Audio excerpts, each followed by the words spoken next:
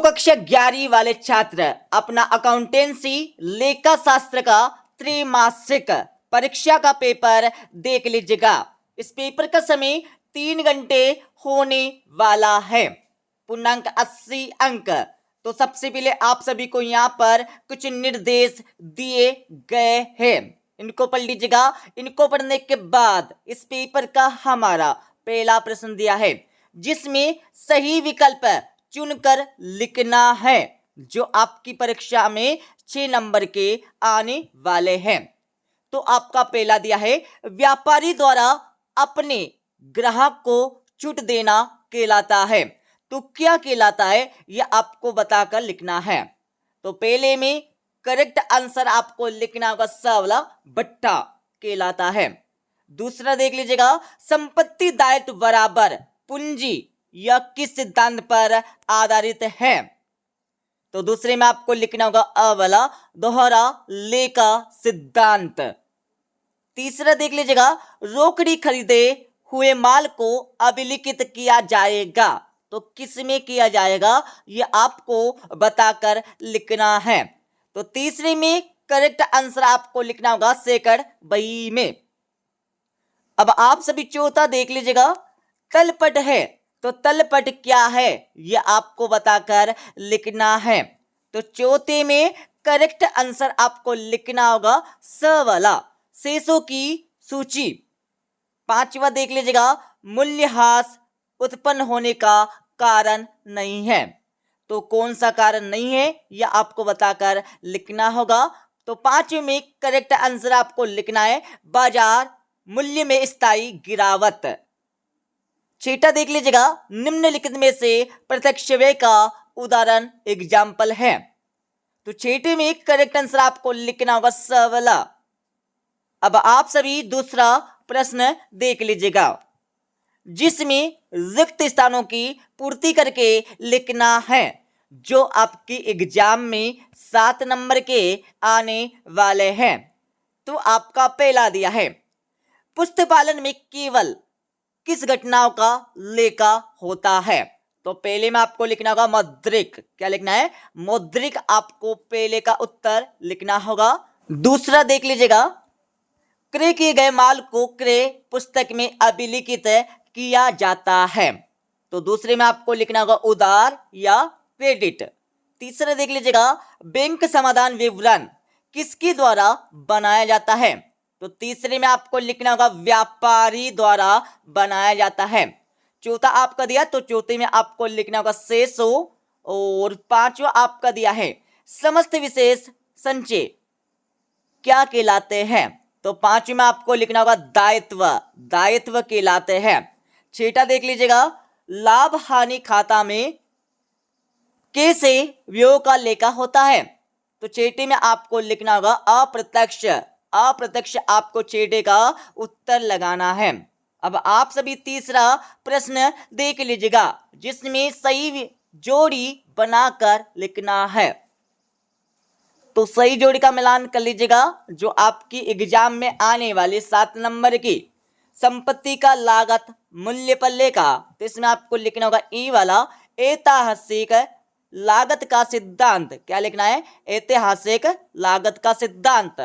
दूसरा आपका दिया है नगद भुगतान है, तो इसमें आपको लिखना होगा डी वाला, डेबिट प्रमाणक।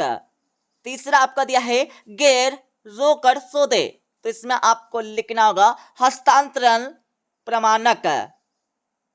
चौथा आपका दिया है नाम पक्ष का योग अधिक है, तो इसमें आपको लिखना होगा बी वाला, नाम शेष। पांचवा आपका दिया है जमा पक्ष का योग अधिक है, तो इसमें आपको लिखना होगा जमा शेष। छठा आपका दिया है सैद्धांतिक अशुद्धियां, तो इसमें आपको लिखना होगा तलपट को प्रभावित नहीं करती। सातवां आपका दिया है हिसाब की अशुद्धियां, तो इसमें आपको लिखना होगा सी वाला, तलपट को प्रभावित करती है। अब आप सभी देख लीजिएगा चौथा प्रश्न, जिसमें क्या करना है, सत्य अथवा असत्य बताकर लिखना है, जो आपकी परीक्षा में आने वाले 6 नंबर के। तो यहाँ पर सत्य और असत्य का मिलान कर लीजिएगा। पहला आपका दिया है नगद भट्टी का लेखा पुस्तकों में किया जाता है, तो बिल्कुल किया जाता है, सत्य हो जाएगा। दूसरा आपका दिया है उधार पर विक्रय हुए परिसंपत्तियों का अभिलेखन मुख्य जर्नल में किया जाता है, तो बिल्कुल यहां पर किया जाता है, सत्य हो जाएगा। तीसरा आपका दिया है बैंक समाधान विवरण बनाने का कोई निश्चित दिन नहीं होता है, इससे कभी भी बना सकते हैं, तो बिल्कुल बना सकते हैं, सत्य हो जाएगा। चौथा आपका दिया है उचंत उदरत खाते का शेष हमेशा जमा होता है, तो बिल्कुल नहीं होता है, असत्य हो जाएगा।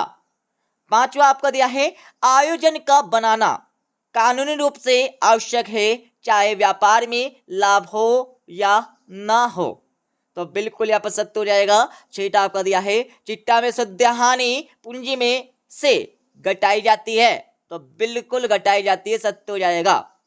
अब आप सभी पांचवा प्रश्न देख लीजिएगा, जिसमें एक वाक्य में इन प्रश्नों के उत्तर देना होगा, जो आपकी परीक्षा में 7 नंबर के आने वाले हैं।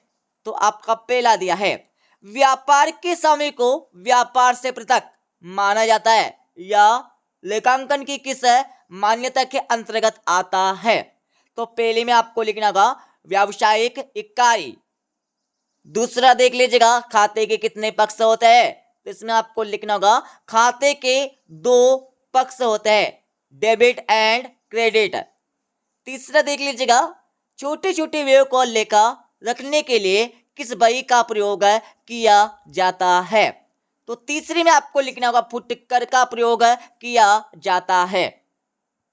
चौथा देख लीजिएगा विक्रय पुस्तक का योग 500 रुपये अधिक लगाया गया है, यह किस प्रकार के अशुद्धि है, तो इसका उत्तर आपको अपनी किताब से देखकर लगा लेना है और नीचे कमेंट बॉक्स में कमेंट कर देना है। पांचवा देख लीजिएगा हाथ की राशि वर्ष के अंत में किस खाते में हस्तांतरित की जाती है, तो इसमें आपको लिखना होगा लाभ और हानि खाते में। छठा आपका दिया है संचालन लाभ इक्वल टू शुद्ध विक्रय माइनस, तो इसमें आपको लिखना होगा बेचे गए माल की लागत। सातवां आपका दिया है बेचे गए माल की लागत का निर्धारण किस खाते से होता है, तो इसमें आपको लिखना होगा व्यापार खाता। अब यहां पर देख लीजिएगा 2 2 3 3 एवं 4 4 नंबर के प्रश्न। तो हमारा छठा दिया पूंजी से क्या आशय, तो आप सभी को पूंजी की परिभाषा लिखना होगा, और अथवा आपका दिया है हरधन से क्या आशय है, इसके बारे में आपको लिखना होगा। सातवां आपका दिया है लेखांकन सूचना की गुणवत्ता के निर्धारक 2 तत्व आपको लिखना है, अथवा आपका दिया है लेखांकन की 2 विशेषताएं आपको लिखना होगा।